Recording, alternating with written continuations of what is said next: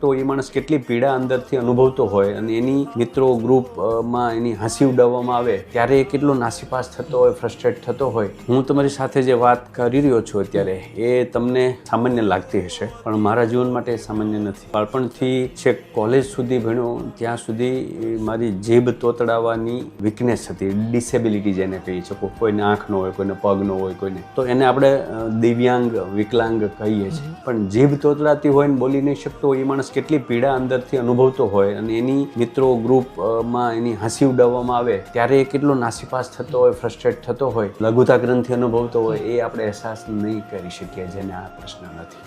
પણ આપણા સમાજમાં આ હસી ઉડાવવાની એમ પદ્ધતિ છે. એના કારણે હું ઘણી ઉંમર થઈ ત્યાં સુધી એક વાક્ય બોલવા માટે તમારે 5 મિનિટ રાહ જોવી પડે એવી પરિસ્થિતિ મારી હતી. મને બાળપણમાં જેને જોયો છે એને માનવામાં નથી આવતું અત્યારે કે આ રમેશ સરસ રીતે બોલી શકે, સ્પીચ આપી શકે,